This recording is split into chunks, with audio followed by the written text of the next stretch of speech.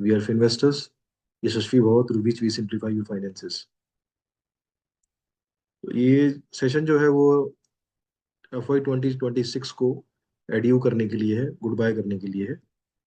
और हम पूरे साल को अगर देखेंगे तो साल की शुरुआत देखिए कैसी हुई थी। टैरिफ टर्मोइल हुआ था, फिर ऑप सिंदूर, US Iran tension, Hormuz closing, supply chain disruption, inflation pressure.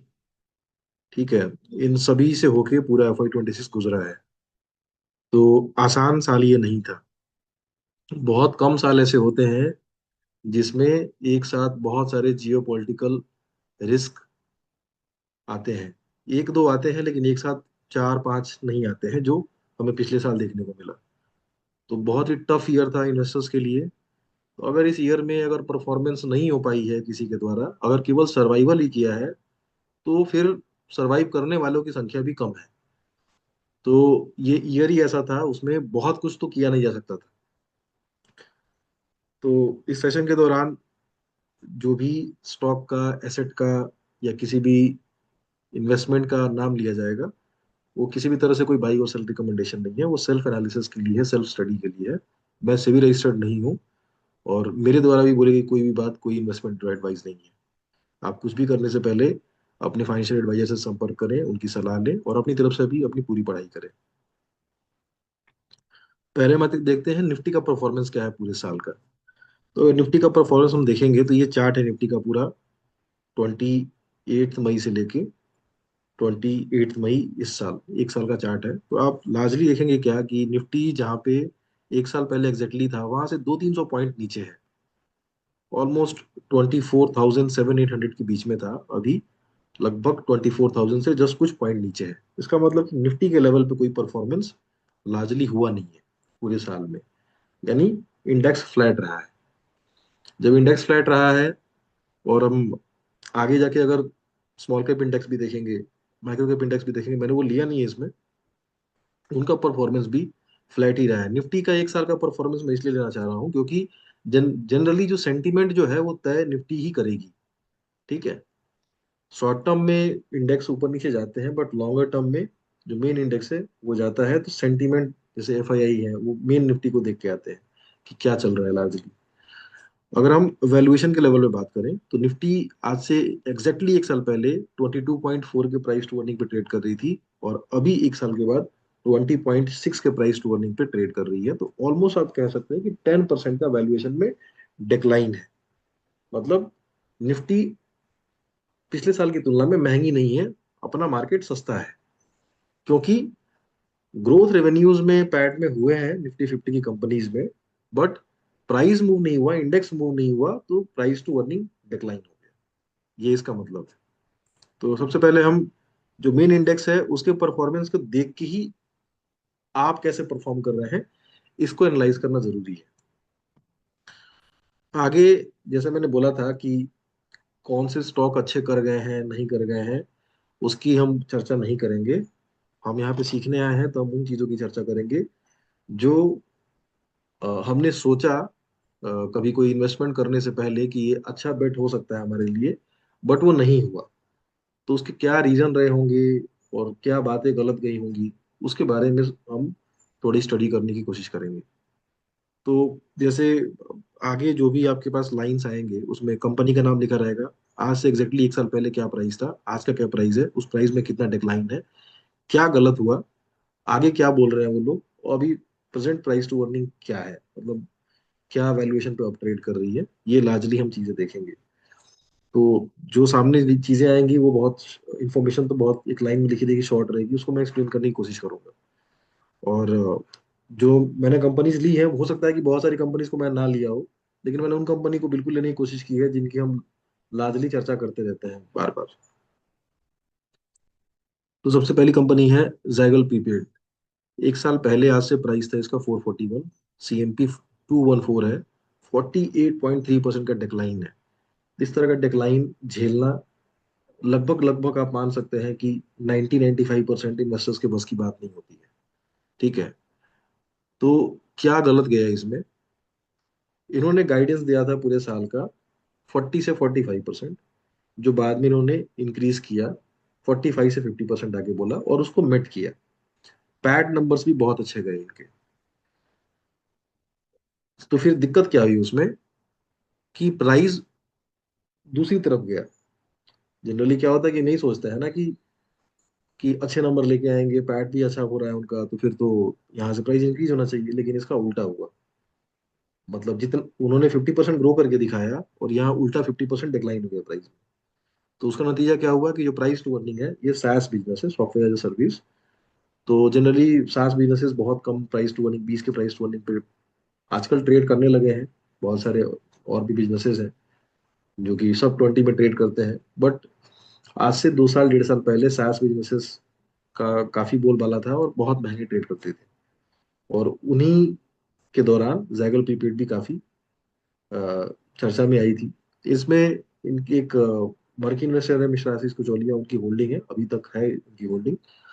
और उसके चलते फिर काफी इसको लाइमलाइट मिला था। प्लस पहले तो इनिशियल लाइमलाइट ऐसे आया था, दूसरी बात जब इन्होंने परफॉर्म करना शुरू किया तो लगातार अगर आप परफॉर्मेंस देखेंगे 2-3 साल का, तो ग्रेजुअली बहुत ही रैपिड पेस से ग्रो किए हैं। तो अब हम ये अंदाजा लगाने की कोशिश कर रहे हैं कि मार्केट को पसंद क्या नहीं आया होगा।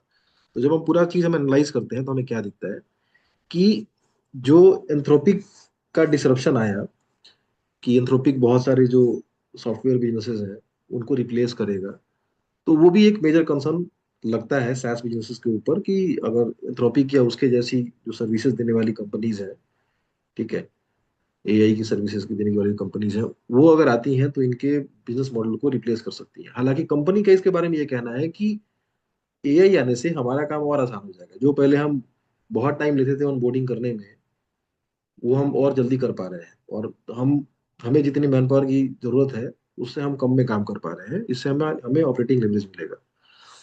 कंपनी का अगर हम नंबर्स देखें तो FY 26 जो भी खत्म हुआ है, उसके नंबर, उसके 1 साल पहले 1250 करोड़ के आसपास से कुछ 1900 करोड़ के आसपास पहुंच गए। वो इतना तेज ग्रो किया। और अगले साल भी उन्होंने बोला हुआ है कि 25% स्टैंडअलोन बेसिस पे और 40% कंसोलिडेट बेसिस पे हम ग्रो करेंगे। और कंपनी का जो ऑपरेटिंग कैश फ्लो है, वो SaaS बिजनेसेस का जनरली कैश फ्लो निगेटिव नहीं रहता है, क्योंकि पेमेंट टर्म्स ठीक रहते हैं। B2B बिजनेस होता है बट फिर भी एक साइकिल होता है पेमेंट करने का। जो क्लाइंट है उनके, वो टाइम से कर देते हैं, तो मतलब बहुत दिनों तक नेगेटिव कैश फ्लो नहीं होना चाहिए। यहाँ पे जैगल का जो स्टैंड अलोन बिजनेस है, वो लगभग -6 करोड़ OCF पे बंद हुआ है, यानी कि लगभग लगभग ब्रेक इवन पे आ गया है। लेकिन जैगल ने बहुत सारे एक्विजिशन कर रखे हैं। जैसे ग्रीन एज किया हुआ है, रिव पे किया हुआ है जो जैक मनी बोलते हैं, ठीक है, फिर टैक्स पैनर है उनका, फिर मोबिल वेयर करके है। तो इसमें से ग्रीन एज और मोबिल वेयर तो पॉजिटिव पैट वाली कंपनीज है। लेकिन जो जैग मनी है या फिर टैक्स पैनर है या एक दो और भी उनकी सब्सिडरीज उन्होंने जो एक्वायर की है, वो अभी पैट निगेटिव बिजनेस है, यानी वहां पे कैश बर्न हो रहा है इनका। हालांकि बाद में जाके वो ग्रोथ में हेल्प करेगा, बट फिलहाल स्टार्टअप है तो वहां से कैश बर्न हो रहा है। तो कंसोलिडेट लेवल पे वो थोड़ा ज्यादा कैश निगेटिव है, ऑलमोस्ट 40-50 करोड़ की कैश निगेटिव है। कंपनी ने इस बार गाइडेंस 40% का दिया हुआ है। प्लस ये भी बोला है कि हमारे इस साल के लिए 3 प्रायोरिटीज हैं। प्रायोरिटीज नंबर 1, कैश फ्लो को पॉजिटिव लेके आना। प्रायोरिटी नंबर 2, ग्रोथ करना। एंड प्रायोरिटी नंबर 3, मार्जिन को इंप्रूव करना। मतलब मार्जिन इंप्रूवमेंट उनका थर्ड नंबर अब प्रायोरिटी है। कैसे इंप्रूव करेंगे मार्जिन को? इनका एक बहुत बड़ा बिजनेस प्रोपेल का बिजनेस है। प्रोपेल भी एक SaaS सर्विस, SaaS प्रोवाइडर एक उनका है, प्रोडक्ट है। तो उसमें इनके मार्जिन जो है 6.5% के अभी मार्जिन बन रहे हैं। अभी तो वो कह रहे हैं कि हम पहले डायरेक्टली कैश दिया करते थे रिडीम्शन के तौर पे, अभी हम कैश नहीं देंगे, अभी हम पॉइंट्स देंगे। तो उस पॉइंट पॉइंट देने से क्या होगा कि थोड़ा बहुत जो बहुत रैपिड ऑन बोर्डिंग करते हैं क्लाइंट्स की, थोड़ा लोग डिस्करेज होंगे क्योंकि मार्केट में कंपटीशन भी बहुत है। बट बहुत कैश जाएगा नहीं। तो इनका है कि 1% मार्जिन हमारा चला भी जाए उस तरफ, लेकिन हमारा कैश आ जाना चाहिए। तो एक इनकी स्ट्रेटेजी है। अभी इन्होंने एक रीसेंट डाइस करके कंपनी है, please mute your mic, Dice करके कंपनी है, उसको एक्वायर किया है। अब इन्होंने जब डाइस को एक्वायर किया है तो डाइस जो अभी कंपनी है वो अभी नेगेटिव पैट कंपनी है डाइस, और अच्छा खासा कैश बर्न कर रही है। तो मैनेजमेंट अब उसके पूरे एसेट को इन्होंने अभी जैगल के स्टैंडअलोन के बैलेंस शीट पे लेके आना है। जैगल का स्टैंडअलोन बैलेंस शीट बहुत ही बढ़िया है, कंसोलिडेट लेवल पे कैश वहां पे बर्न होता है उनका। तो जब वो स्टैंडअलोन बैलेंस शीट पे लेके आएंगे तो इनका मार्जिन जब तक इंटीग्रेशन नहीं हो रहा है ठीक ठाक पिटेगा। इसी के चलते इन्होंने मार्जिन गाइड नहीं किया है इस साल के लिए, बोला है कि हमारा एक क्वार्टर बीत जाने दीजिए, जब ये कंसोलिडेट हो जाएगा तब हमको गाइड कर देंगे।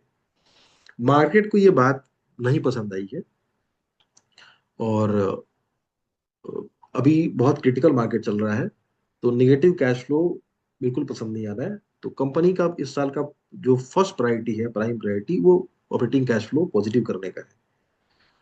अभी देखें तो जिस ग्रोथ रेट के हिसाब से कंपनी बढ़ रही है, नेक्स्ट 5 to 7 ईयर्स इन्होंने बोला हुआ था पिछले साल कि हम $1 बिलियन कंपनी बनना चाहते हैं। तो अभी भी इनका जो नंबर्स है रेवेन्यू के, वो 2000 के आसपास है। तो लगभग 4 and 4.5 टाइम्स का ग्रोथ ये प्लान कर रहे हैं अपने नेक्स्ट 5 to 7 ईयर्स में। वो हालांकि बहुत लंबा टाइम हो सकता है, बट फिलहाल जो नंबर्स है 40% का नंबर, वो भी काफी इंकरेजिंग है। मार्जिन कैसे प्ले हो सकता है, ये एक रिस्क फैक्टर हो सकता है। अगर बहुत लंबे टाइम तक मार्जिन अगर हिट रहा, ठीक है, तो फिर वहां पे जो मार्केट ने भी स्टैंड ले लिया है, ठीक है, तो मार्केट का स्टैंड सही कहा जाएगा। लेकिन अगर मार्जिन 1-2 क्वार्टर के बाद बाउंस बैक होते हैं, तो जो वैल्यूएशन सामने दिख रहा है आपको, इस तरह की ग्रोथ वाली कंपनी के लिए ये बहुत ही रीजनेबली वैल्यूड कंपनी लगती है। तो अभी आते हैं कि इसमें हम क्या कर सकते थे। तो मुझे, हालांकि इस सेशन के बाद हम और भी, मैं सबसे वन ऑन बातें कर लूंगा, बट मुझे इसमें क्या समझ में आता है कि जैगल में बहुत कुछ किया जा नहीं सकता था, क्योंकि लगातार ये परफॉर्म करते रहे। जो नंबर दिए वो नंबर बीट किया। इन्होंने गाइड किया था कि स्टैंडअलोन बेसिस पे हम कैश पॉजिटिव हो जाएंगे, वो -6 करोड़ है, वो लगभग लगभग पहुंच गए। वो भी कर लिया इन्होंने। और इवन जो डाइस का एक्विजिशन था जो इन्होंने पहले प्लान किया था 123 करोड़ में, उसको कम करके इन्होंने अब 68 करोड़ में प्लान करने का पूरा अपना अरेंजमेंट कर लिया। तो इस तरह से देखें तो जो ऑपरेशनल ट्रेजेक्टरी है कंपनी की, वो ठीक लगी। तो एज एन इन्वेस्टर कभी ये लगा नहीं कि यहाँ कुछ गलतियां हो रही हैं। ठीक है। फिर नेक्स्ट कंपनी आती है ब्लूएट हेल्थ केयर। तो एक साल पहले ये 904 पे ट्रेड कर रहा था, अभी 470 पे ट्रेड कर रहा है। 48% का डिक्लाइन है एक साल के अंदर। और डिक्लाइन का रीजन जो मेन रहा है इनका, इनका एपीआई में इनका एक वेम्पायर एसिड करके था, उससे बहुत ज्यादा रेवेन्यू आ रहा था उनका। अचानक से क्या हुआ कि Q1 के बाद वो रेवेन्यू डिक्लाइन होने शुरू हो गए। और Q4 जब इन्होंने एंड किया था, तो Q4 का जो एग्जिट जो था, वो 41% के EBITDA मार्जिन पे एग्जिट था।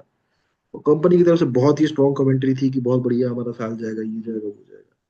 लेकिन हुआ क्या कि जून में नंबर तो बहुत अच्छे रहे, रेवेन्यू नंबर ठीक रहे, बट मार्जिन 41 से 37 आ गया Q1 में। और फिर वहां से पिटाई शुरू हुई। ये सेम टाइम है मई का, जिस टाइम पे उनका Q1 का रिजल्ट आया, Q4 का रिजल्ट आया था, और बहुत अच्छा ऑप्टिमिज्म था उसमें। और उसके बाद से Q1 तक होते होते, रिजल्ट आते आते सारा कुछ पूरा खराब हो चुका था। अब जब एपीआई का जो मेजर रेवेन्यू था उसमें डिग्रोथ आ गया पूरे ईयर ऑन ईयर बेसिस पे, और जो 41% का मार्जिन था Q4 25 में, वो 37, फिर 33, फिर 30 के आसपास आ गया। तो रेवेन्यू डिग्रोथ तो हुआ ही हुआ, साथ ही साथ पैट भी बहुत ही बुरे तरीके से डिग्रोथ हुआ। और नंबर देखिए उसके बाद से, फोर आधा लगभग करेक्ट होने के बाद भी प्राइस टू अर्निंग 32 का फिर भी यहाँ पे दिख रहा है। हालांकि ये कंपनी स्पेशलिटी फार्मा में आती है, कॉन्ट्रास्ट मीडिया की कंपनी है, और सीडीएमओज में इनका है। तो जनरली इस तरह की कंपनी 20-30 के प्राइस टू अर्निंग पे इनके सेक्टर की कंपनी ट्रेड करती नहीं है। बट पूरे साल मैनेजमेंट की तरफ से कोई भी क्लीन कमेंट्री नहीं है। इवन जब पहला क्वार्टर का नंबर नंबर ठीक था, बट मार्जिन जो खराब था, तो भी उन्होंने बोला कि मार्जिन हमारे बाउंस बैक करेंगे। जो कि मुझे ऐसा लगा, Q1 के रिजल्ट के बाद कुछ दिनों तक एनालाइज करने के बाद ये लगा कि इन्वेंट्री इनका कम हो गया है। और जनरली कंपनी इन्वेंट्री कम तब रखती है जब उसको लगे कि नेक्स्ट शेड्यूल जो है डिस्पैच के, वो हमारे पास ज्यादा है नहीं।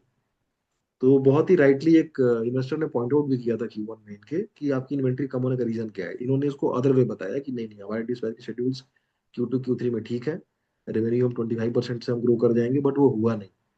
तो इसलिए बहुत जरूरी होता है हम इन्वेंट्री का नंबर देखें, कैश फ्लो का साइकिल देखें, ताकि हमें गेस ले पाए कि कितना फंडेड है, पैसा की जरूरत जितनी है उतनी है कि नहीं, इनके पास कैसे पैसा लेके आएंगे, प्लस जितना होना चाहिए आज के दिन में इन्वेंट्री वो है कि नहीं, इनके पास पहले से तैयारी है कि नहीं। तो वहां पे ये गलती मुझे लगता है कि ये गलती हमारी तरफ से हुई ब्लू जेट में। चूंकि मैं आप लोगों से पुराना हूँ और मुझे अच्छे से याद है कि पीक मार्जिन, पीक रेवेन्यू, ठीक है, ये बहुत ही खतरनाक टाइम होता है। जैसे आज के टाइम पे हम देखें तो किसी किसी जो सीडीएमओस में कंपनी है उनके मार्जिन 40-40 पहुंच गए हैं। मैं नाम नहीं लूंगा, मैं बाद में ले लूंगा।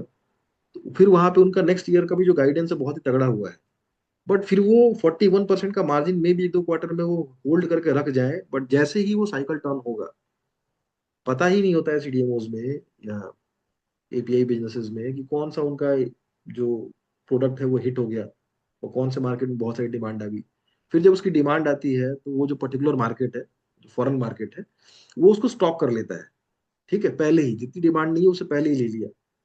और फिर जब एक बार जब वो डिमांड आती है, फिर वो स्टेबल होती है डिमांड, फिर जितनी तेजी से स्टॉकिंग हुई थी वो स्टॉकिंग बंद होती है।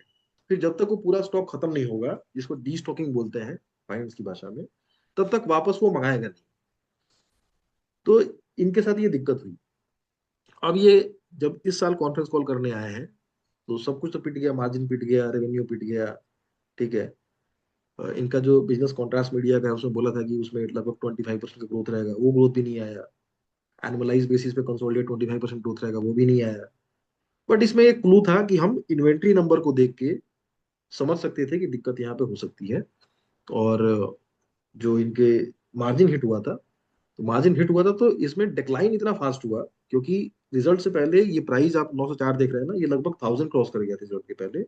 वहां से डिक्लाइन लगातार दो बार 20-20% के सर्किट्स लगे, बट वो एक बार नहीं लगे, धीरे धीरे करके लग रहे थे। तो उसके बाद भी मतलब जो एग्जिट फ्रेमवर्क है वो आई थिंक थोड़ा लेट ट्रिगर हुआ, लाइक 600-700 के आसपास ट्रिगर हुआ। कॉन्फ्रेंस कॉल को सुनने जैसे कि आजकल क्या होता है, जैसे कि जनरली मैं अभी कोई कॉन्फ्रेंस कॉल में अगर बैठता हूँ या आप लोग बैठते हैं तो कॉन्फ्रेंस कॉल सुनने के दिन ही बहुत ही क्रिटिकलिटी के साथ कि नहीं ये नहीं चलेगा, नेक्स्ट दिन जो करना है डिसीजन जब ठीक हो जाएगा तो हम देख लेंगे, वापस आके अपना अ, फिर से देख लेंगे उस चीजों को। तो ऐसे करके हम लोग चलते हैं। तो यहाँ पे ये डेडलाइन था इनका, और यहाँ पे हम और अच्छा कर सकते थे जो हम नहीं कर पाए। फिर आते हैं हम केन्स में। तो बहुत ही फेमस कंपनी है अपने स्टॉक मार्केट की। और जब इनका FY 2025 खत्म हुआ था तो इन्होंने एक बड़ा ही एम्बिशियस नंबर प्रोजेक्ट किया था, जो कि 4400 करोड़ का नंबर इन्होंने दिया था मार्केट को, हम इतना अचीव करेंगे। और उन्होंने FY 2025 खत्म किया था आई थिंक लगभग 2500 से थोड़ा ऊपर उन्होंने क्लोज किया था वो नंबर। तो बहुत बड़ा गैप था वो नंबर में, 70-80% की ग्रोथ की बात थी। फिर क्या हुआ कि मिड सीजन आके इन्होंने बोला कि नंबर थोड़े ज्यादा हो गए, 44 नहीं, 41 करोड़ तो हम कर लेंगे। और 41 करोड़ को फिर उन्होंने इतना ज्यादा बार पुश किया। इनके जो सीएफओ हैं मिस्टर जयराम संपत, इनकी तरफ से बहुत मल्टीपल इंटरव्यू हुए हैं। और चूंकि कंपनी जो है काम करती है ईएमएस में, और ईएमएस में काम करने के साथ ये अभी सेमीकॉन ओसेट में चली गई है। ठीक है, डिफेंस एरोस्पेस का इसका सब्सिडरी है, इलेक्ट्रॉनिक व्हीकल का है, थोड़ा बहुत कवच वाला काम देखती है। तो काफी डाइवर्सिफाइड प्ले है इनका। और मतलब है अगर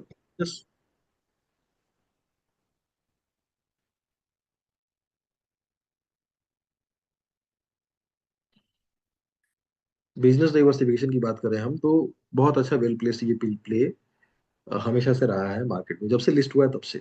ईएमएस का सेक्टर जो है वो काफी अच्छे ग्रोथ में है। और इनके जो पीयर्स हैं, जैसे जो सिरमा है, एवलॉन है, ये भी काफी अच्छा इस समय कर रहे हैं। इन कभी कभी हिकअप्स इनमें भी रहे हैं। तो Q4 के रिजल्ट के बाद क्या हुआ कि जस्ट जब ये Q4 खत्म हो रहा था, यानी ये मान लें कि 31 मार्च को Q4 खत्म होगा, और 31 मार्च को Q4 खत्म होगा, 25-26 मार्च को आके इनके सीएफओ बोलते हैं कि हमारे आखिरी क्वार्टर में नंबर 1600 होंगे करोड़ के, 1600 1700 करोड़ होंगे तो हम अपना मीट कर लेंगे गाइडेंस। और जो शेड्यूल हमारे हैं अगले 7 दिनों के, उसके हिसाब से हमारा लग रहा है कि हमारा ये नंबर हो जाएगा। तो वो इंटरव्यू 25 तारीख का था उनका, लेकिन रिजल्ट देखने के बाद ये बहुत आराम से हम बोल सकते हैं कि वो एक प्लेन झूठ था। ठीक है, प्लेन झूठ था। नंबर जो आए इनके, वो 1600 1700 करोड़ ना आके 1200 समथिंग और करोड़ नंबर आए। 450 400 करोड़ का पूरा मिस था। नंबर तो मिस हुआ ही, साथ ही साथ जो इनका ऑपरेटिंग कैश फ्लो था वो पूरा एकदम निगेटिव हो गया। उसके बाद जो इनके रिसीवेबल डेज थे, वो लगभग जितना इन्होंने पूरे साल का सेल किया, उसका लगभग 40% रिसीवेबल में चला गया। मार्केट ने बहुत ही नेगेटिवली लिया इस बात को। और ये सब रिजल्ट आने से पहले ही कोटक सिक्योरिटी का एक आर्टिकल था, एक रिपोर्ट थी, जिसमें इन्होंने इनके अकाउंटिंग प्रोसीजर को इन्होंने फ्लैग किया था कि यहाँ पे कुछ दिक्कतें हैं, जो कि इन्होंने फिर नेक्स्ट क्वार्टर के रिजल्ट में, वो Q2 में किए थे इन्होंने, Q3 में फिर उसको ठीक से मैनेज कर लिया था। और वो कंसर्न फिर अब उस बारे में कोई बात नहीं करता। अब बात इनके प्रॉपर बिजनेस के बारे में। अब यहाँ पे इनका जो रिसीवेबल है लगभग 1500 करोड़ का, उसमें से लगभग लगभग 1200 करोड़ रिसीवेबल जो है, वो केवल स्मार्ट मीटरिंग का है। बाकी जो इनका ऑपरेटिंग कैश फ्लो निगेटिव है। तो इसमें जो इनके केन्स का जो ईएमएस का बिजनेस है, जिसमें ये इनका डिफेंस वाला, इलेक्ट्रॉनिक व्हीकल वाला, और भी जो सेगमेंट है, एक्सेप्ट स्मार्ट मीटर का सेगमेंट छोड़ के जो इनका बिजनेस है, वो बिजनेस कैश पॉजिटिव बिजनेस है। ठीक है, जो भी रिसीवेबल है वो सारे के सारे लार्जली रिसीवेबल स्मार्ट मीटर के हैं। तो नेट नेट बेसिस पे ऑपरेटिंग कैश फ्लो इनका निगेटिव हो जाता है। आगे इनको काफी कैपेक्स करने हैं सेमीकॉन में, लगभग 1400 करोड़ की रिक्वायरमेंट इनको है। मार्केट को अब ये क्लू नहीं मिल रहा है कि भाई इनको अपना काम भी चलाना वर्किंग कैपिटल का, और ये पैसा भी इनको चाहिए। 1400 करोड़ रुपए इनको चाहिए, तो वो कहाँ से लेके आएंगे? डेप्रिसिएशन, क्योंकि बहुत कैपेक्स कर लिया है इन्होंने, तो डेप्रिसिएशन भी बहुत लग रहा है। तो इस बार आके मैनेजमेंट ने बहुत ही कॉन्शियस तरीके से 25 से 30% की बात की है। एक इंटरव्यू में 30%, एक इंटरव्यू में 25%, ये बात की है। तो ये नंबर को अगर हम थोड़ा पेंसिल इन करें तो नेक्स्ट ईयर में पैट ग्रोथ जो है बहुत ही मिनिमल दिखता है, बहुत कुछ दिखता नहीं है, क्योंकि डेप्रिसिएशन के नंबर जो इन्होंने कैपेक्स किए हुए हैं, डेप्रिसिएशन के नंबर काफी ज्यादा इनको थोड़े हर्ट करेंगे। और अब आज के दिन में जो इतना पिटाई के बाद जो प्राइस टू अर्निंग है वो 59.2 है। एक समय पे ये 150 से ऊपर के प्राइस टू अर्निंग पे ट्रेड करते थे, and this has been a darling of the stock market अपना, इनका ये हाल था। तो अब इसमें बात है कि क्या इस जो रिजल्ट आया है, उस रिजल्ट को हम गेस कर सकते थे कैसे रिजल्ट आने वाला है? The answer is plain no. ठीक, नहीं कर सकते थे, क्योंकि कंपनी के अंदर का आदमी, एक जिम्मेवार आदमी, उसके बाद से मिस्टर जयराम संपत अभी तक किसी भी इंटरव्यू में दिखे नहीं। अब इनके सीईओज आते हैं और बाकी लोग आते हैं। तो हम नहीं कर सकते थे, क्योंकि 25 मार्च के दिन का इंटरव्यू था, और उसके आसपास के दिन में 2 3 इंटरव्यू थे उनके। तो बिल्कुल सही बात है कि आई थिंक माहौल बनाने की कोशिश कर की जा रही थी। और फिर जब कॉन्फ्रेंस कॉल हुआ तो ये बात भी निकल के सामने नहीं है कि उनका कोई शिपमेंट जो है वो डिफर हुआ हो। ठीक है, कि पूरा उनका प्रोडक्ट रेडी था लेकिन सप्लाई सप्लाई नहीं कर पाए, ऐसी कोई बात ही नहीं थी उसमें। उसमें निकल के ये आया नाम एड करने का गाइडेंस कि जो कुछ गवर्नमेंट प्रोजेक्ट थे जो Q4 में होने थे, तो गवर्नमेंट ने उसको डिले करके, डिनाई मतलब उसको कैंसिल नहीं किया है, उसको अभी होल्ड पे रख दिया है, जो कि इस साल उनका कंप्लीट होगा। ठीक है, और उसका अप्रूवल अभी आ गया, तो इस साल वो काम करेंगे। तो जो गवर्नमेंट ने होल्ड किया होगा किसी प्रोजेक्ट को अपने, तो फिर वो मतलब उसमें शिपमेंट डिले का कोई मतलब नहीं है। या फिर मिस्टर जयराम संपत को ये बात नहीं पता होगी, ऐसा नहीं बोल सकते। तो that was misfed to the market, and we are the part of the market. ठीक है, तो हम इसको कंज्यूम करना ही पड़ेगा। एंड व्हेन जब आप यहाँ पे इन्वेस्टेड हैं, तो फिर आप इन तरह की चीजों को ढूंढते हैं कि इंटरव्यूज कोई मिल जाए, कुछ मिल जाए, ऐसा करके ढूंढते हैं। तो इनके पीएस जो हैं वो सिरमा है एंड एवलॉन है। उनके प्राइस टू अर्निंग लगभग 70 80 के आसपास चलते हैं, ये भी 60 पे चल रहे हैं। क्वेश्चन ये है इसमें कि केन्स के साथ इंडिविजुअल लेवल पे क्या करना चाहिए। तो इस साल जो गाइडेंस इन्होंने दिया हुआ है, चाहे वो बहुत कॉन्शियस होकर गाइडेंस हो, या फिर सही में बिल्कुल बिजनेस विजिबिलिटी दिख नहीं रही है, तो इतना कम नंबर है, क्योंकि जनरली मार्केट ग्रोथ ही 25 30% से ईएमएस का हो रहा है। ठीक है, तो कॉन्शियस है कि रियलिटी है ये, पता नहीं है। बट ये बात बिल्कुल सही है कि पैट नंबर से बहुत ज्यादा ये ग्रो नहीं करेंगे। तो अगर मार्केट प्राइस टू अर्निंग को फर्दर और डिरेट करती है तो ये प्राइस और भी नीचे जा सकता है। बट जो हिस्ट्री है ईएमएस कंपनीज की उसको देखा, अगर सिग्मा एवलोन की हिस्ट्री देखें तो उसके हिसाब से जब वो खराब दौर में थी पिछले 2 साल में, अभी 2 साल पहले, तो उनके प्राइस टू अर्निंग को बहुत डीरेटिंग नहीं हुई। ठीक है, फिर वापस आज जब वो ठीक कर रहे हैं तो they are trading at all time high. तो इन्वेस्टर को इसमें फिर उस हिसाब से डिसीजन लेना चाहिए। ठीक है, ये ऑब्वियस सी बात है कि इस टाइम पे आप इसको अपने पोर्टफोलियो के टॉप होल्डिंग्स में नहीं रख सकते, क्योंकि आपको पता है कि अगले 3 क्वार्टर तक इन्होंने अपने ओएफसी को ठीक करने के लिए टाइम मांगा है, ओसीएफ को, कि जो भी फंड बचे हैं, मतलब जो पड़े हैं गवर्नमेंट के पास, उसमें 2-3 क्वार्टर लगेंगे। और जो कैपेक्स हमने लगभग कर लिया है, लगभग 1200 करोड़ का कैपेक्स हमने डाल दिया है, उसमें से 900-800 करोड़ रुपए सब्सिडी के तौर पे हमारे पास आ जाएंगे। वो भी हमारे लिए वर्किंग कैपिटल का काम करेगा। और हमारा स्टैंडअलोन जो ईएमएस का बिजनेस है वो कैश पॉजिटिव बिजनेस है, तो उससे हमारा काम चलेगा। ऐसे करके प्लान किया है इन्होंने। तो यही सब जो है की वॉच एरिया है। अब हम आगे बढ़ते हैं और आते हैं, तो कंपनी का नाम है transformer and rectifier India limited. आज से 1 साल पहले ये 528 पे ट्रेड कर रही थी, अब ये 322 पे ट्रेड कर रही है। और 39% का डिक्लाइन 1 साल में देखा गया है। तो FY 25 क्लोज करने के बाद इन्होंने भी काफी एक अच्छा एम्बिशियस टारगेट दिया, ग्रोथ टारगेट। 2000 करोड़ का इनका सेल था FY 25 में। FY 26 बोला इन्होंने कि हम 3500 करोड़ का रेवेन्यू करेंगे। और कैपेक्स इनके एकदम सामने खड़े थे, लाइव होने थे कैपेक्स, जो उन्होंने अभी अभी 1 साल तक टाल दिया है। और फिर वो Q2 रिजल्ट के बाद आके, जब उनका एक साथ जब 2-3 इशू आ गए, वर्ल्ड बैंक वाला इशू आ गया।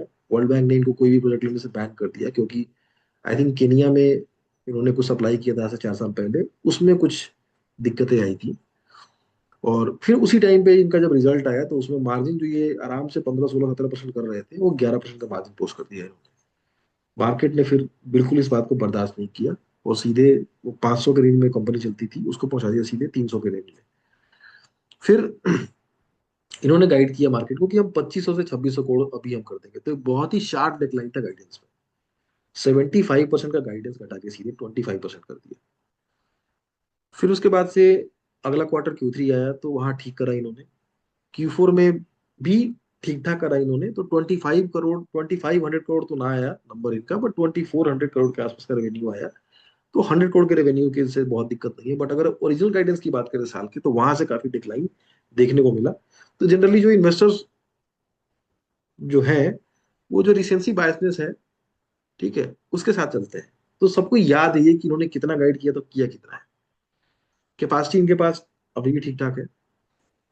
अब जब ये कॉन्फ्रेंस कॉल हुआ है इनका, तो इन्होंने अब वो पहले जो 50% एंड 80% गाइड करते थे उतना ना करके 3250 का एक फिगर दिया है, जो कि 35% का ग्रोथ नंबर आता है। और विथ एक आध परसेंट बोला है कि मार्जिन भी एक्सपेंड होगा, क्योंकि इनका कुछ बैकवर्ड इंटीग्रेशन जो है, सीआरजीओ कॉइल्स का खुद का इनका एक सब्सिडरी है। प्लस और भी प्रेस बोर्ड और बहुत सारी चीजें ये बनाने की कोशिश कर रहे हैं। तो उसके थ्रू भी थोड़ा बहुत इनका मार्जिन बच सकता है। एक और कंसर्न इस कंपनी में था कि इनका ऑर्डर बुक जो है आखिरी 2 क्वार्टर में ग्रो ही नहीं हुआ है। तो फिर ऑर्डर बुक जब ग्रो नहीं हुआ है तो ये भी कंसर्न इन्वेस्टर को है कि भाई ऑर्डर बुक ग्रो नहीं हो रहा है, तो फिर ये कैसे आगे आपका ग्रोथ चलेगा। तो इनका कहना था इस पे कि हम बहुत ही कॉन्शियसली जो हमारे ठीक ठाक मार्जिन के ऑर्डर्स हैं हम उसको ही टारगेट कर रहे हैं, और प्लस जो टाइमलाइन हमारे ऑर्डर का हो वो 2 साल के अंदर का हो। उससे ज्यादा जब हो जाता है तो प्राइसेस रॉ मटेरियल के बहुत यहाँ वहाँ हो जाते हैं, जिसका नुकसान हमको Q2 में देखने को मिला था, जो 11% का मार्जिन आ गया था। तो हम ये कॉन्शियसली ये काम कर रहे हैं। तो नंबर जो आए थे Q4 के वो उतने इंप्रेसिव नंबर नहीं थे, बट नंबर ठीक ठाक थे। तो इनिशियल रिएक्शन नेगेटिव था, बट अब वापस प्राइस जो है संभलने की कोशिश कर रहा है उसमें। उसके बाद से इनके पास जो कॉन्फ्रेंस कॉल जो हुआ इनका लगभग 21 या 22 अप्रैल को, उसके बाद से 1 महीने बीत चुके हैं। 1 महीने के अंदर इन्होंने 550 करोड़ का ऑर्डर और एक्वायर कर लिया है। तो जो ऑर्डर बुक एक जो हेल्ड अप था, वो थोड़ा सा ग्रोथ होता हुआ दिखा है। पीयर की बात करें इनमें, अगर जो इनका नेक टू नेक पीयर की बात करें, वो है अटलांटा। तो अटलांटा से ये बेटर प्लेयर ही है, क्योंकि अटलांटा अभी 720 केवी में गया नहीं है, सॉरी 780 केवी में गया नहीं है। बट इनके पास कैपेबिलिटी है करने की। अटलांटा इवन अभी 400 केवी वाला जो काम है उसमें भी अभी आने की कोशिश कर रहा है, तो मेजोरली ये 400 kV वाला ये करते हैं, बट हाई वोल्टेज में भी इनका काम ठीक है। तो ये पहले से है इस तरफ। और ऑर्डर बुक अभी भी इनकी अटलांटा से ज्यादा है। एग्जीक्यूशन की दिक्कत FY 26 में हुई है, जिसका खामियाजा इनको शेयर प्राइस डिक्लाइन में देखने को मिला है। ठीक है। तो जो जो गिवन सर्कमस्टांसेस को देखने में, अगर जो पीयर है इनका अटलांटा, वो लगभग इनके लगभग लगभग दुगुने प्राइस टू अर्निंग पे ट्रेड करता है। ठीक है। इसमें अब है कि इन्वेस्टर, एज इन्वेस्टर हम क्या कर सकते थे, क्या हम इसको अवॉइड कर सकते थे। तो जब वर्ल्ड बैंक का इशू आया, उसी अगले दिन रात में वर्ल्ड बैंक का इशू रिपोर्ट हुआ था। नेक्स्ट दिन इनका रिजल्ट था, और रिजल्ट बहुत ही खराब आ गया। फिर मार्केट को टाइम ही नहीं लगा, वो 500 से 300 मिलाने में बिल्कुल टाइम नहीं लगा। मुझे याद है कि सर्किट वर्किट जो है खत्म हुआ था 291 के प्राइस के आसपास, उसके बाद से इसी प्राइस रेंज में ये घूमते रहते हैं। ठीक है। तो फिर उसमें कुछ रिएक्शन बहुत ज्यादा, मतलब जो होना था वो बैकग्राउंड में हो चुका था। और Q2 में जो है management was not very honest, अगर बात करें तो, क्योंकि ये जब कॉन्फ्रेंस कॉल में आया करते थे, इंटरव्यू में आया करते थे, तो बहुत ही ज्यादा बड़ी बड़ी बातें करते थे। ठीक है। तो अभी आज के दिन में बात करें तो ग्रोथ को देखते हुए जो वैल्यूएशंस है वो पीयर के हिसाब से देखें तो ठीक ट्रेड करता हुआ दिखता है। नेक्स्ट आता है PG इलेक्ट्रोप्लास्ट पे। अब ये एसी बनाने वाली कंपनी है मेजोरली, बाकी अपना और भी डाइवर्सिफाई कर रही है होम अप्लाइंसेज में, किचन अप्लाइंसेज में। एक साल पहले 780 का प्राइस था, और 476 का आज का प्राइस है।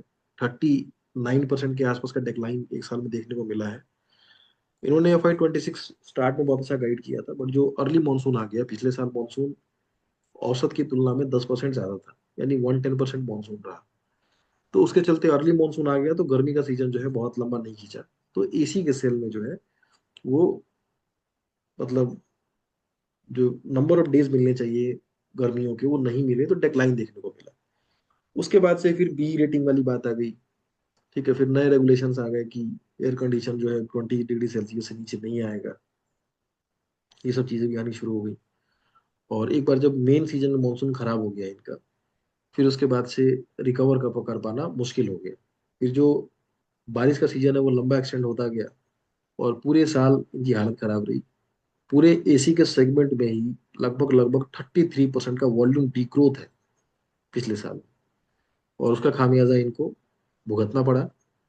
कैसे भी करके इन्होंने रेवेन्यू नंबर्स जो है लगभग लगभग 8% थोड़ा ऊपर लेके आए, जो कि एक मतलब ठीक ठाक कुछ 20-30% से गाइड किया हुआ था।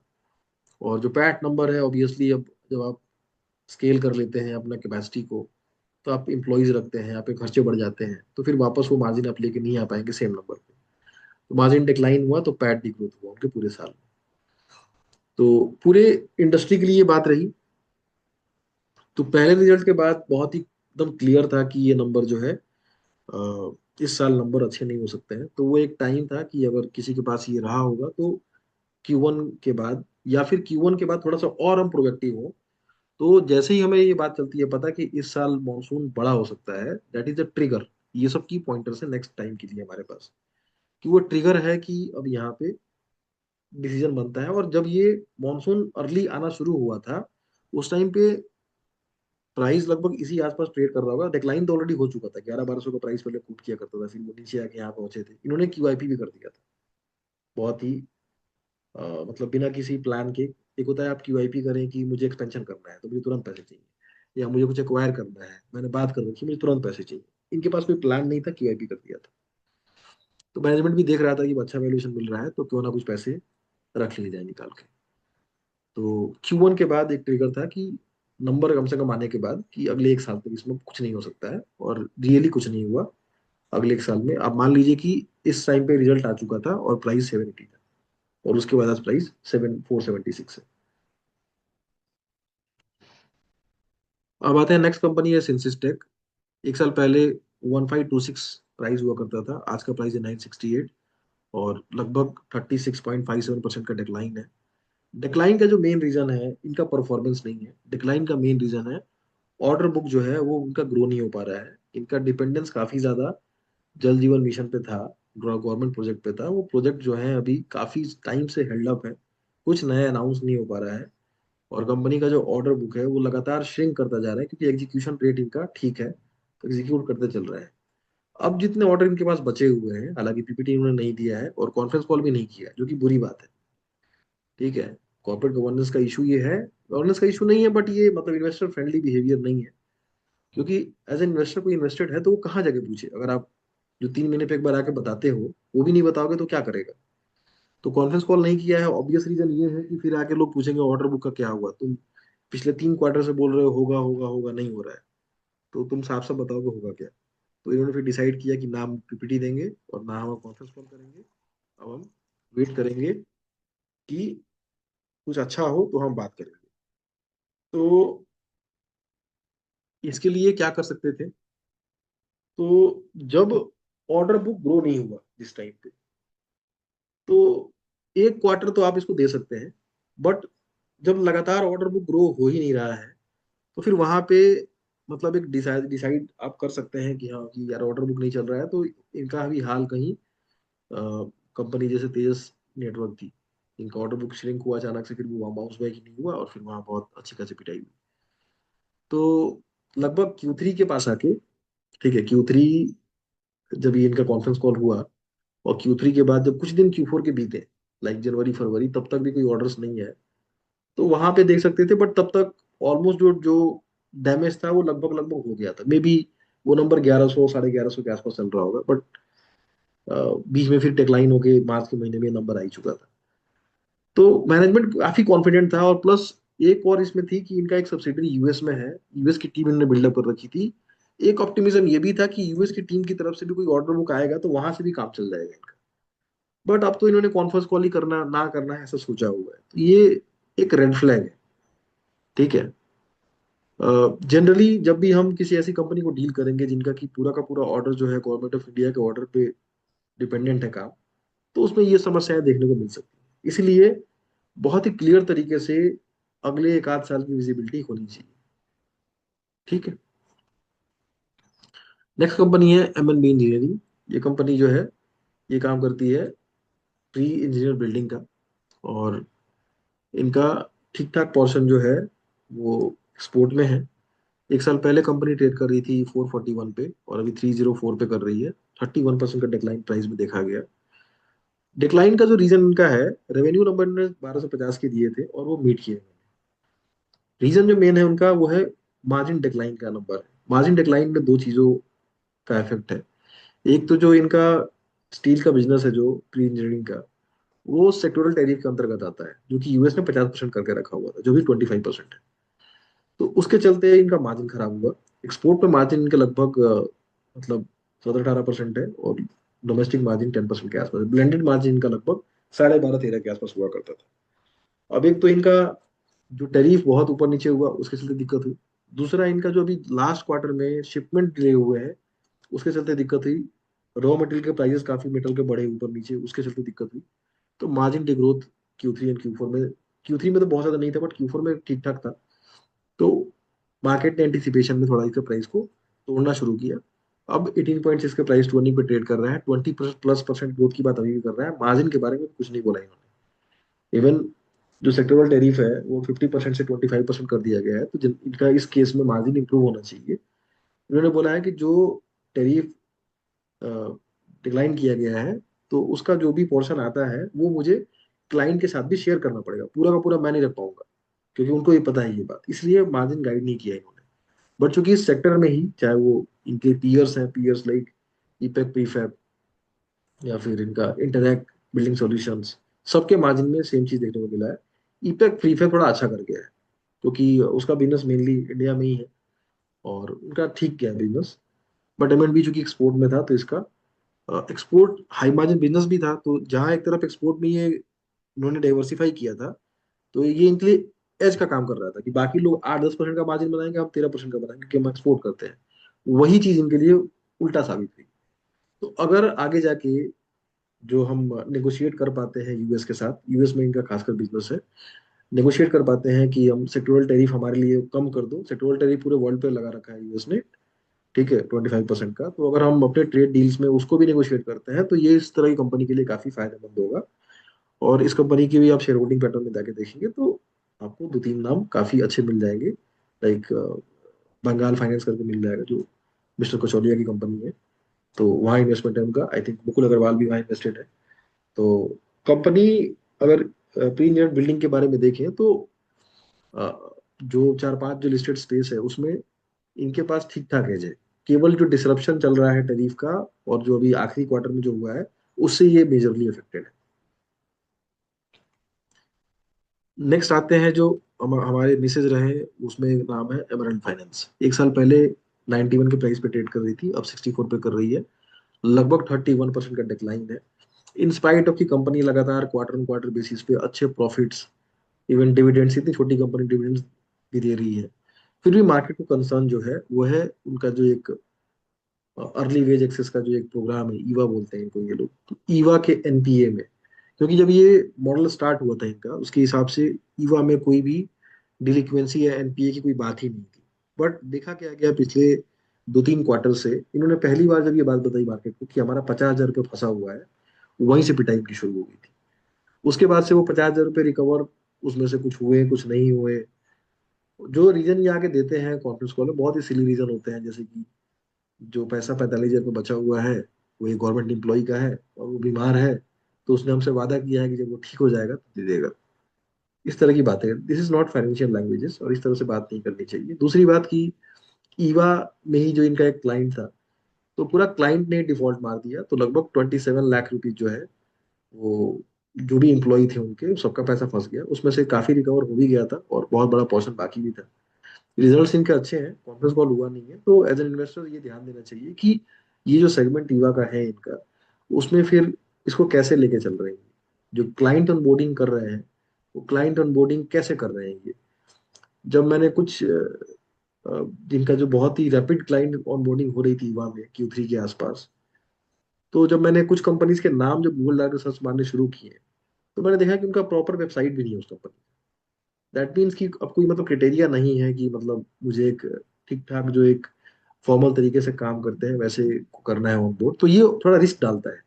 छोटी सी कंपनी जहाँ पे 20 लोग काम, 25 लोग काम कर रहे होंगे, वो कभी कभी भी कंपनी बंद कर देगा, मालिक कहीं बेच जाएगा कंपनी को, कुछ हो जाएगा, तो वो एक रिस्क वाला ये चीज रहता है। ये अगर कोई इन्वेस्टेड एमआरएल में है तो उसको ये क्वेश्चन करना चाहिए कि मतलब बहुत ही छोटे छोटे क्लाइंट्स जो है। एक और मैंने चीज नोटिस की थी, इन्होंने क्या बोला कि कुछ इन्वेस्टर्स ने इनको हेल्प किया है, जैसे जो सीए फर्म वाले, जो भी एनालिस्ट आते हैं सब सीए फर्म वाले, तो कुछ लोगों ने अपना भी, अपने आप को भी ऑन बोर्ड किया था इनके प्रोग्राम में। तो इन्होंने कॉन्फ्रेंस कॉल में, आई थिंक Q2 का कॉन्फ्रेंस कॉल था, उसमें इन्होंने रिक्वेस्ट किया था कि आप लोग भी चाहें तो हमें हेल्प कर सकते हैं, और ये नंबर इस पे कॉल कर लीजिएगा कि हमारा रेफरेंस दे दीजिएगा। ये अच्छी बात नहीं है। ठीक है, आप कॉन्फ्रेंस कॉल करने जब आते हैं तो उस टाइम पे आपको प्रोफेशनली बिहेव करना है। आप वहां पे मार्केट में कंसर्न जो चल रहे हैं, क्या आउटलुक हो सकता है, उसके बारे में बात करने आए हुए हैं। आप वहां पे आके अपना बिजनेस का प्रमोशन करने नहीं आए, और बिजनेस का प्रमोशन नहीं है वो मतलब वो प्लेटफॉर्म प्लेटफॉर्म सही नहीं है। वो अलग प्लेटफॉर्म हो सकता है आपके लिए, आप चाहे ऑफलाइन ले लें, आप चाहे अपने इन्वेस्टर रिलेशन टीम से फोन करवा लें, जो आपको लगते हैं उनको पर्सनली फोन करके बोल देंगे। बट कॉन्फ्रेंस कॉल में जाके क्लोजिंग रिमार्क्स में आके ये बोलना, ये बात अच्छी नहीं है। तो चलो वो हम उसको इग्नोर कर सकते हैं, बट जो बिजनेस मॉडल है युवा का, वो हमें बहुत ही कॉन्शियसली ट्रैक करना चाहिए। नंबर बहुत ही शानदार रहे इनके, इस बार के ही नहीं, पिछले लगभग 8 क्वार्टर के नंबर अच्छे रहे। फिर आते हैं हम टेक्नो इलेक्ट्रिक पे। तो साल भर पहले प्राइस का 1443 था, अभी 1073 है, 25.64 का डिक्लाइन है। 50 रुपीज का गाइडेंस इन्होंने दिया हुआ था। और रेवेन्यू की बात करें तो 2400 करोड़ का रेवेन्यू था FY25 में, और लगभग 3500 बोला था FY26 में। 3500 तो नहीं हुआ बट 3400 हुआ। बट मार्जिन खराब हुए इनके, मार्जिन जहाँ पे एक समय पे 14-15% हो रहे थे, वो मार्जिन घट के 12 हो गए हैं। तो फिर जो ईपीएस का नंबर दिया था इन्होंने कुछ 50 के आसपास का, वो फिर मेट नहीं हो पाया इनसे। 45-46 का स्टैंडअलोन है और 42-43 का कंसोलिडेट है। नेक्स्ट ईयर के लिए गाइडेंस दिया करते थे कि हम FY27 को 50 ईपीएस और FY28 को 75 ईपीएस के आसपास करेंगे, और उसमें डेटा सेंटर का रेवेन्यू रहेगा, बहुत सारी चीजें रहेंगी। वो सारे प्लान अभी जो है डेटा सेंटर के वो थोड़े से डिले हो गए हैं। और नंबर के अगर लिहाज से बात करें तो कोई बहुत ज्यादा खराब नंबर तो नहीं थे, ठीक था नंबर। फिर भी अगर ईपीएस 37 से 46 आता है एक साल में तो ये नंबर ठीक है। बट जो बिजनेस एक साल पहले ऑपरेटिंग कैश फ्लो पॉजिटिव था, वो बिजनेस अचानक से एक अच्छे खासे नंबर के साथ ऑपरेटिंग कैश फ्लो नेगेटिव हो गया। ठीक है। दूसरी बात कि जो पूरे साल जो बिजनेस मेन रहा है इनका, उन्होंने ये ट्रांसमिशन का बिजनेस किया। स्मार्ट मीटरिंग वाले स्पेस में बहुत सारे पैसे फंसे हुए हैं लोगों के। तो अभी इतने डिक्लाइन के बाद भी जो अभी जो डिक्लाइन आप देख रहे हैं, लगभग ठीक ठाक डिक्लाइन लगभग 2-3 दिनों में हुआ है इसमें, इसकी प्राइस में। उसके बाद भी ये 27.1 की प्राइस टू पे ट्रेड कर रहा है। नेक्स्ट ईयर ग्रोथ देखें तो 25% से गाइड किया इन्होंने। इनके सेक्टर की जो कंपनी है और भी जो कंपनी स्किपर इंडिया है, मतलब जो खासकर जो ट्रांसमिशन में है, ट्रांसरेल है, इन लोगों ने स्किपर इंडिया में 15% प्लस, 30% प्लस ग्रोथ बोला हुआ है। ट्रांसरेल ने 20-22% का रेवेन्यू ग्रोथ बोला हुआ है। They are trading at cheaper valuation. Transrail is trading at 15 price to earning ratio, Skipper is trading at I think 24-23 price to earning ratio. तो अभी थोड़ा सा प्राइस थोड़ा प्रीमाइज लग रहा है उनकी अपेक्षा। ठीक है। बट अगर इनके डेटा सेंटर के रेवेन्यूज आने शुरू हो जाते हैं तो ये फिर यहाँ पे वैल्यूएशन अब इस नंबर पे तो खराब नहीं है। बट अगर प्योर प्ले टीएनडी के नंबर के हिसाब से देखें तो फिर ये नंबर थोड़े और नीचे आने चाहिए, क्योंकि इनके स्पेस की कंपनी जो है थोड़ा सा नीचे ट्रेड कर रही है। फिर आते हैं कंपनी ऑफ ट्रांसरिली है। इनका सेम टाइम पे एक साल पहले प्राइस 630 हुआ करता था। अभी 21.9% का डिक्लाइन है। और ये डिक्लाइन जो है रेवेन्यू के नंबर के साथ नहीं हुआ है। जो गाइडेंस दिया था वो गाइडेंस पूरा किया, उसको ओवर अचीव किया इन्होंने। लेकिन जो नंबर इन्होंने दिए थे मार्केट को, वो Q3 होने तक ही अचीव अचीव कर दिया था। तो फिर ऑब्वियसली Q4 में रेवेन्यू डिक्लाइन देखने को मिला, बैड डिक्लाइन देखने को मिला, और मार्केट को ये बात बिल्कुल नहीं पसंद आई है। नेक्स्ट ईयर गाइडेंस उन्होंने 20-22% दिया हुआ है। मार्जिन 11% बोला हुआ है। इस साल का मार्जिन इनका 11.9 था। मार्जिन 11 बोला है क्योंकि जो अभी चल रही सिचुएशन, हम 11 बोल के चलेंगे। सब ठीक हो जाएगा तो फिर हम आगे, अगर ठीक होगा तो हम बाद में आके अपवर्ड रिवाइज करेंगे, बट हम स्ट्रिक्टली अभी यही करके फॉलो करेंगे। प्राइस टू अर्निंग की बात करें तो 15.9 है। और मतलब अपने जो पीयर जो भी इनके और भी हैं ट्रांसमिशन में, उससे बहुत ही नीचे ट्रेड करती है। और ऑर्डर बुक की बात करें तो इनके पास लगभग जो रेवेन्यू नंबर आए हैं इनके FY 26 के, उससे 2.5 टाइम्स ओवर ऑर्डर बुक इनके पास है। कैपेक्स जो है वो लगभग उनका Q2 से लाइव होना शुरू हो जाएगा, कंडक्टर्स का एंड पोल्स का। ठीक है। उसके बाद हम बात करें तो जीनस पावर है। तो 382 के आसपास ट्रेड कर रहा था एक साल पहले, 319 पे कर रहा है, 16.49 का डिक्लाइन है प्राइस में। जो गाइडेंस दिया था इन्होंने, उस गाइडेंस को इन्होंने ओवर अचीव किया है। मार्केट को दिक्कत इनके ऑपरेटिंग कैश फ्लो नेगेटिव से है, जैसा कि हम जानते हैं। ये सेम दिक्कत ट्रांसलेट केन्स को भी हुई है। वहाँ का स्मार्ट मीटर का बिजनेस के चलते उनको वहाँ OFC हो गया है नेगेटिव। सेम टेक्नो के साथ भी हुई है। और क्योंकि अब जीनस पावर पूरा का पूरा प्ले ही स्मार्ट मीटर का है, तो इनके में तो ये दिक्कत होनी ही होनी है। तो इन स्पाइट ऑफ की वो लगभग लगभग इन्होंने पैट डबल कर लिया है, इन स्पाइट ऑफ की इस साल वो 50-60% से ग्रो हुए हैं। और नेक्स्ट ईयर 30-35% की ग्रोथ की बात कर रहे हैं। They are still trading at 16.4 price to earning ratio. और मार्केट को एक और जो कंसर्न इसमें लगता है वो ये लगता है कि जो इनका लगभग 2 साल से कोई ऑर्डर मिले नहीं है। 2 साल पहले इनका ऑर्डर बुक लगभग 30,000 करोड़ क्रॉस कर चुका था, जो अभी लगभग 23-22 के आसपास आ गया है। और नए ऑर्डर्स कोई इशू हुए नहीं है। हालांकि फाइनलाइजेशन स्टेज पे चल रहे हैं तमिलनाडु गवर्नमेंट के, पंजाब गवर्नमेंट के ऑर्डर्स। तो ये होपफुल है कि इनका मार्केट शेयर 20% का है, तो उसमें से 20% हमें मिलेगा, तो हमारा कम से कम एक आध साल और एक्सटेंड होगा। बट मार्केट वो होता हुआ देखना चाहता है। ठीक है। लगातार जो ऑर्डर बुक श्रिंक कर रहा है, तो उसके चलते इनको दिक्कत हुई है। एक जो मैनेजमेंट का इंटरव्यू बीच में आया था, तो उन्होंने बीच में क्या बोल दिया था कि हमारा FY 27 का रेवेन्यू 10-15% का रहेगा। तो मार्केट को इससे थोड़ा सा घबराहट हुई। ठीक है। तो वहाँ काफी ज्यादा शार्प डिक्लाइन देखने को मिला था प्राइस में उनके।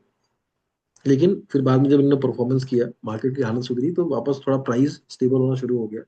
नेक्स्ट ईयर का गाइडेंस जो है ठीक ठाक दिया हुआ है इन्होंने, अच्छा खासा गाइडेंस है ये। इवन FY 28 का पैट नंबर दे रखा है इन्होंने। ठीक है। और वो नंबर जो है अभी का जो पैट नंबर है उससे लगभग डबल के आसपास है। ठीक है, डबल नहीं तो 1.8 के आसपास है। Next pad. तो ओएफसी को छोड़ दिए इस कंपनी में। और ऑर्डर बुकिंग अगर आती है कुछ 6-7 महीने 1 साल में, तो FY 2028 भी इनका लार्जली सॉल्व है। मतलब FY 2026 का नंबर जैसे जो आएगा इनका, FY 2028 के नंबर के लिए भी इनके पास ऑर्डर्स हैं। बट FY 2028 का नंबर जो लगभग लगभग 8,000 के आसपास हो सकता है, उस टाइम पे ऑर्डर बुक उनका होना चाहिए कि नेक्स्ट नंबर 10,000 करोड़ लेके आए, तो उतना बड़ा ऑर्डर बुक होना चाहिए। उसके लिए इनके पास 1.5 साल टाइम अभी है, 1.5 साल 2 साल टाइम है। तो ये बड़ा कंडीशनल सा मैटर है। हालांकि price to earning is very low, 16.4। तो बहुत ही सस्ता ट्रेड कर रहा है मार्केट। नेक्स्ट आता है सेंको पे। 380 के आसपास प्राइस था 1 साल पहले, और अभी 340 का प्राइस है। और 10% का डिक्लाइन है इसमें। अब इसको मैंने मिसेज में इसलिए लिया हुआ है 1 साल में, क्योंकि मिसेज चाहूँ तो इसको ना भी लूँ, 10% डिक्लाइन तो कोई बहुत बड़ी बात नहीं है, मार्केट जो फ्लैट ही रहा है तो। But given the price to earning ratio, अभी जैसे 9.7 का प्राइस टू अर्निंग रेशियो, 1 साल पहले लगभग ये 15, 16, 17 के आसपास का प्राइस टू अर्निंग रेशियो था। तो उस टाइम पे जो भी इनके पास था उसके हिसाब से लग रहा था कि शायद ये ठीक करेंगे, बट 1 साल होने के बाद भी इन्होंने ठीक नहीं किया है। दो ही कंसर्न इस पे है इस कंपनी को देखने के बाद। एक तो इनका जो हेजिंग परसेंटेज इन्वेंट्री की है वो 50 से 60% है। तो जब भी गोल्ड का प्राइस बढ़ता है तो इन्वेंट्री का प्राइस इनका ऑटोमेटिक बढ़ जाता है, तो उससे इनको गेन हो जाता है। ये बेचते हैं ऊंचे दाम पे। तो मार्केट को लगता है कि ये गहना कम बेच रहे हैं और गोल्ड की ट्रेडिंग ज्यादा कर रहे हैं। ठीक है। जबकि इनके बिजनेस का हम पूरा पार्ट देखें, तो 100% जो इनका रेवेन्यू होता है, उसमें 50% रेवेन्यू ओल्ड गोल्ड से होता है। मतलब कोई ग्राहक जाए अपना पुराना गोल्ड लेके जाए और बोले भैया कि इसको तौल दो, गला दो, नया बना दो, और जो पैसा बनता है वो ले लो, अपने मेकिंग चार्ज ले लो। तो इनका आधा 50% बिजनेस इस चीज का हो चुका है। 50% बिजनेस जो बचा है इनका, जैसे लाइक इनका आखिरी क्वार्टर आखिरी साल का रेवेन्यू लगभग 8,400 करोड़ का रेवेन्यू है। उसमें से आखिरी क्वार्टर में 50% किया, तो मान लीजिए एनुअलाइज बेसिस पे इन्होंने लगभग 35-40% का इन्होंने काम किया गोल्ड गोल्ड का। दैट मीन्स कि 3,500 करोड़ तक जो है काम के लिए इनको इन्वेंट्री खरीदना नहीं था। बाकी जो इन्वेंट्री खरीदी इन्होंने, लगभग मतलब 5,000 करोड़ की इन्वेंट्री जो खरीदी है, उसमें से 50-60% हेज्ड है, बाकी 25% हेज्ड नहीं है। तो जिससे इसको गेन होता है, जो कि बहुत ही अपफ्रंट आके बोलते हैं कि भैया मैं इन्वेंट्री गेन हुआ है। तो बाकी जो पीयर इनके हैं, बड़े वाले पीयर टाइटन जैसे, वो 100% हेज्ड रहते हैं, क्योंकि वो ऑपरेटिंग कैश फ्लो वाले बिजनेस है, उनके पास पैसा आता है, बहुत ज्यादा एक्सपेंशन करते नहीं है। तो वो उस पैसे से फिर एमसीएक्स पे हेज कर लेते हैं।